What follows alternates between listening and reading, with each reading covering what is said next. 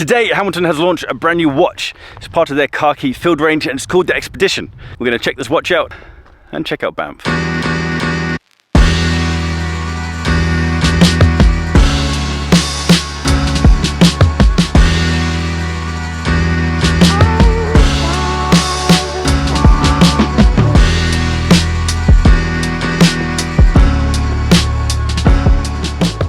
We are in Banff, Canada, and me and Harrison here are trying to chase the sunrise. So we got up at 5:30 this morning to try and get the sunrise at Lake Louise. We didn't get up at 5:30, we left at 5:30, thinking that we'd at least beat some of the crowds. Look at this. That's absolutely ridiculous. So the plan is that the sun's going to rise behind us over there, and it should just give a nice orange glow across here.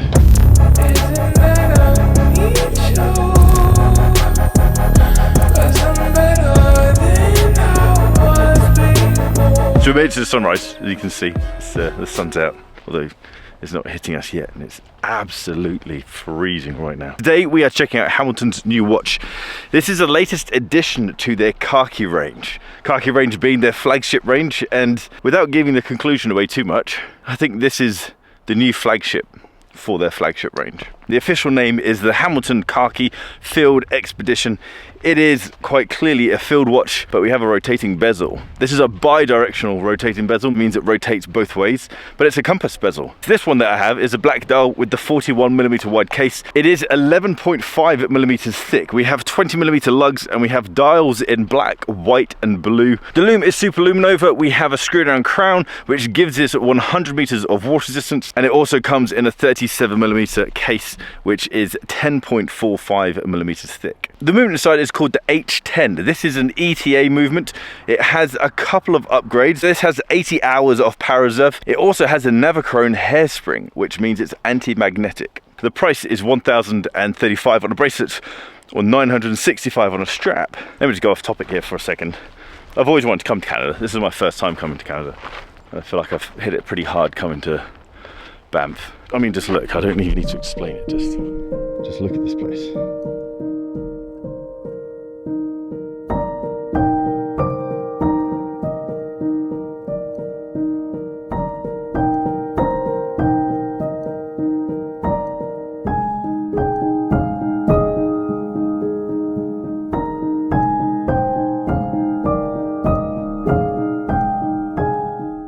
If I didn't have life commitments like family and a mortgage, then I'd 100% move to Canada. So here are 3 plus points and 3 bad points. I thought I'd step in here because I've had the watch for about a month now, and so I've just had more time to notice things about the watch, appreciate certain things, and then notice bits that I would change about it. So now here are my 3 plus points and 3 negative points about the watch. Firstly, the case. As I mentioned, it's 41mm wide, but it wears slightly smaller than I expected. On paper, 41mm wide sounds large, but it wears smaller because it doesn't have crown guards, and because although the lug to lug is 48mm, the lugs are heavily curved, heavily domed, so that, along with the lack of crown guards, makes this 41mm watch very wearable. The second point is the dial and the handset. I feel like the dial is really very well laid out. The spacing is perfect. Logo, numerals, indices, automatic text down at 6 o'clock, all of that I think is perfect. But the really big satisfying point about the handset and the dial is how the minute hand interacts with the minute markers. The needle point of that minute hand is exactly the same width and color as the minute markers. And so it's really satisfying when these two things line up. The third point then is the movement inside the H10 movement. It isn't massively accurate with plus minus 15 seconds a day, but for a £1,000 watch, I don't think that's much of an issue. You have that 80-hour power reserve, which is brilliant. The movement is highly anti-magnetic. For the 3 negative points, the things that I'd change about the watch is mainly around the bracelet.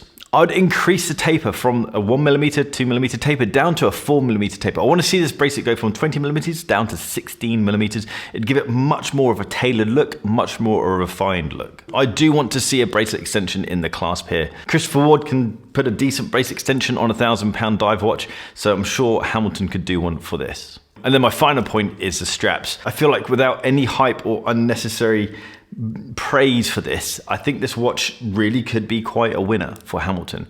And the strap option I feel like has been a little bit of an afterthought. This isn't just with Hamilton. I feel like with so many of these watch brands, I feel like the straps just aren't up to the standard of the watch. And I would like to see just some more robust straps, some more adventurous straps going on for this, or just an improved bracelet. But there is one kind of bonus point with this, and I guess that kind of plays into the whole strap thing. They have designed the case to accept straps. It has been purposely milled, purposely finished.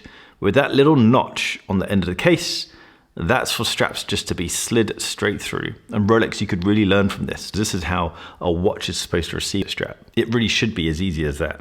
The trend for a long time has been vintage inspired dive watches. Pretty much every watch brand has come out with a vintage inspired dive watch. And this is a way of ticking all the boxes of a vintage inspired dive watch, but it absolutely isn't a vintage inspired dive watch. So it's kind of the same but different, if you know what I mean. I like that. So you know what the BlackBay did for Tudor? Kind of just catapulted them into popularity. It was genuinely a product that people wanted. Sure, the connection to Rolex would have helped that desirability, but ultimately they had a highly commercial product that people wanted. I feel like that's what this watch is for Hamilton. The Khaki mechanical field watch is, I've got one, I love it. I made my brother buy one. I think the Khaki range is killer. They have a genuine history. And I feel like this is the watch that more people are gonna want. Interested to see what you guys think. Drop a comment down below, let me know your thoughts.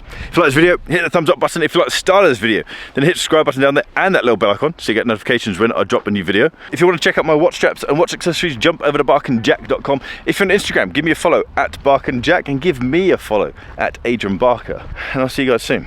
I guarantee it will be nowhere near as cool as this.